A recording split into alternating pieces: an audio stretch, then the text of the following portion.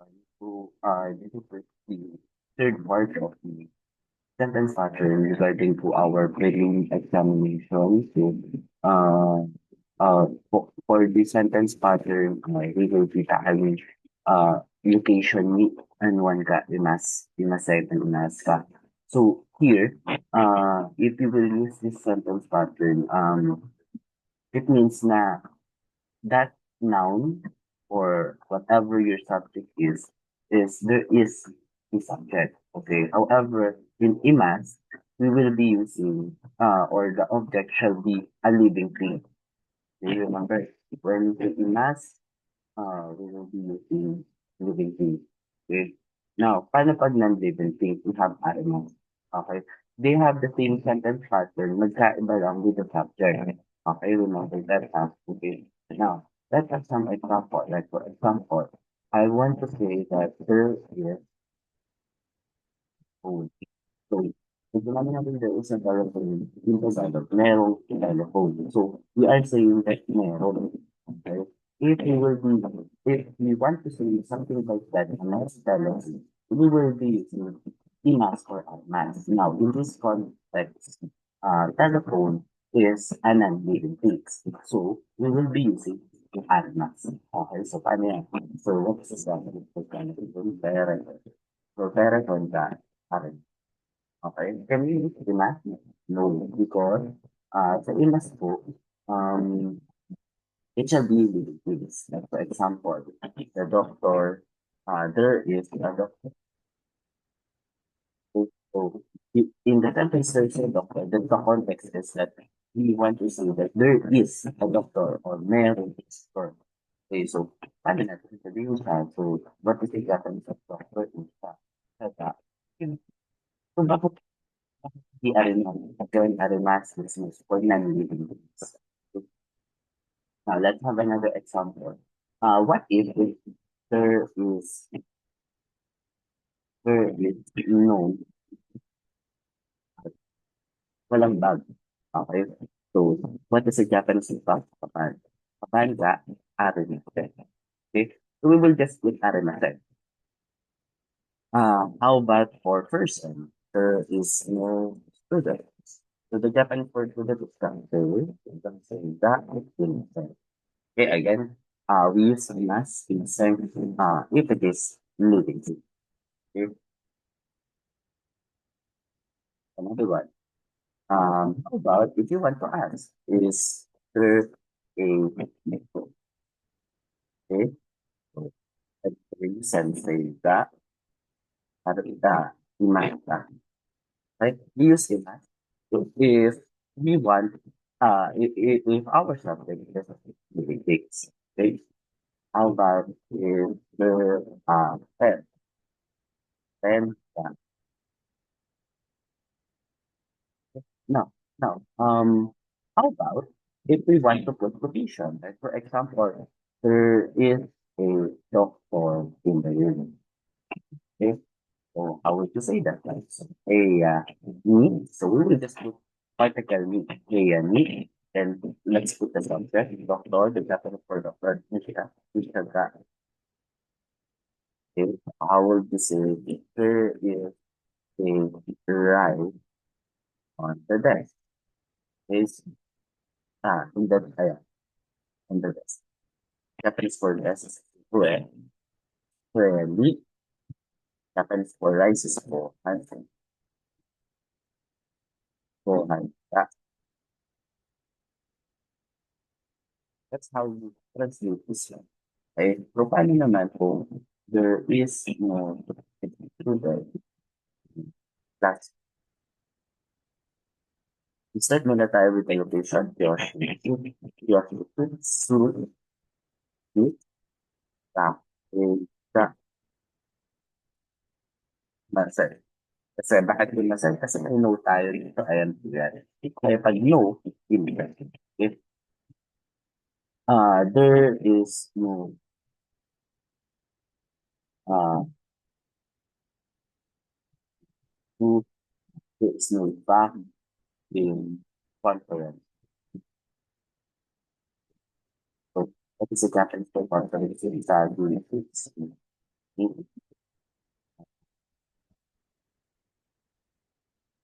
Arimasu because there is no no. Since bug is not living things, you will use it. Okay, that's how you use this one. Now let's go with another one. We have kore sore are. Okay, in kore sore are, before we jump into there. So take note that in every conversation there is two person. There is a speaker. Sorry, there is a speaker and there is a listener. Pag speaker, syempre, sasalita siya. So, and the listener, nakikinig lang siya. Okay? Now, if the speaker is speaking, sometimes meron yung subject. For example, pinag-uusapan nila is bag. Pag ang pinag-uusapan nila ay malapit sa listener, they will be listening. Okay? Okay? And if pinag-uusapan naman nila ay malapit sa listener, they will be listening. Okay? Now, the object is far away from the speaker and the listener. We will be using. Okay? So, yan po siya. So again, let me repeat. If the speaker, in every conversation, there is always a speaker and a listener. Now, in certain conversation, there is always an object of the sentence. Now, if the object of the sentence is near the speaker, kung sino nagsasalita, ang gagamitin dapat ni speaker is correct. If if the object is near to the listener, anong gagamitin niya? Correct. And kapag parehas malayo po kay speaker and listener, correct. Okay, so paano natin ito gagamitin into sentence? So for example, this is a bag. Okay? So, paano ba yan? This is a bag. So, ano pinag-uusapan natin yung this? I'm saying that this is a bag. So, our topic is this. Okay? So, since this is this, malapit yun ibig sabihin sa akin. Kasi ito ba ito? Ito yun. So, ito ang bag. So, gagamitin natin ito. So, since our topic is this, we will put particle what. Okay? And then the Japanese of bag is the bag. Okay? Okay? Now, if you want to make it a question, so kaban, that's lang. You do it like that. Okay? So, ganyan po siya. Let's have another example. For example, that is a, uh, let's say, that is a,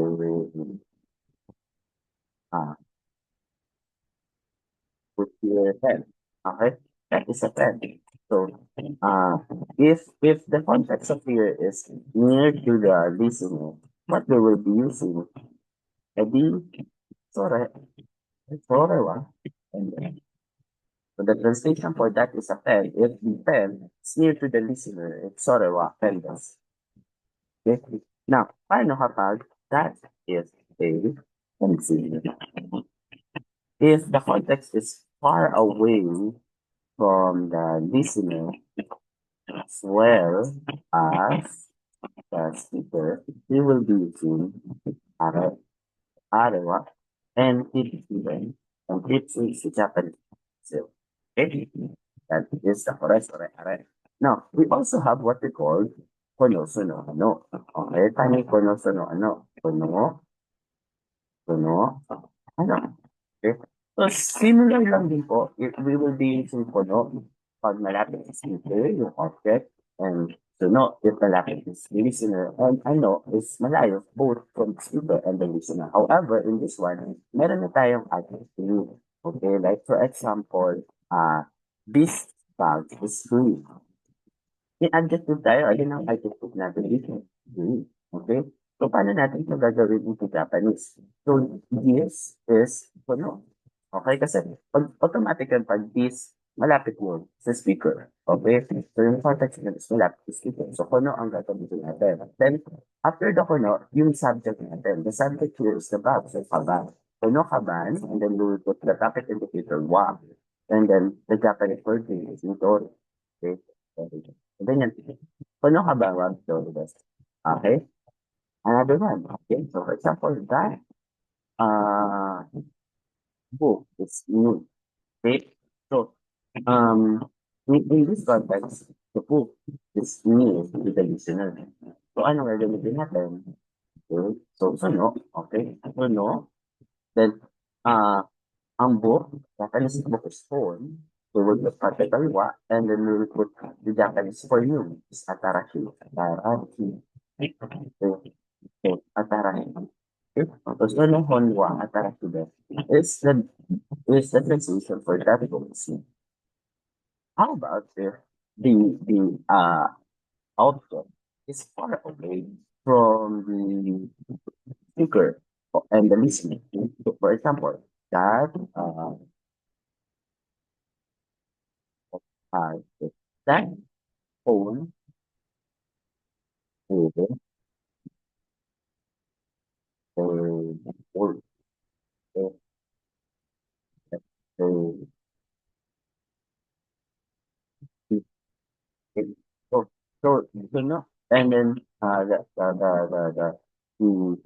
context for here is far away from the listener.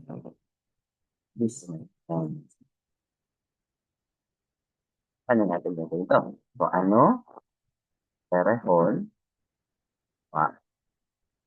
then new, ata, arashi. So that's how you cannot suno, ano.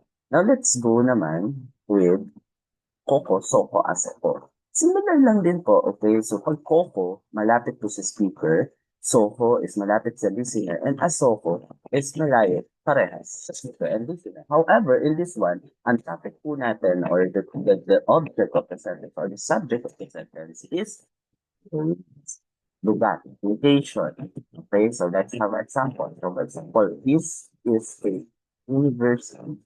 So the Japan, ang pinag-usapan natin is, so Koko ang gagamitin natin. So automatic po, ko is this, malapit po siya sa speaker. So, Koko, then the Japanese for the university, dahil gato, ko.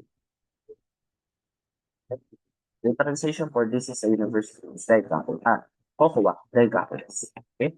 Another one, that is a school, hospital, hospital. Yo, okay. So near naman, the near the listener, I mean. Okay, pag near the listener, ang gagamitin natin, is the Soko. Okay, Soko. What you, the Japanese for hospital is okay. Now, how would you say naman here, that is, and then the context here is far away from both speaker and the listener. From the speaker, how would you describe? So gagamitin is no, sorry, Asoko, wa, oil, red.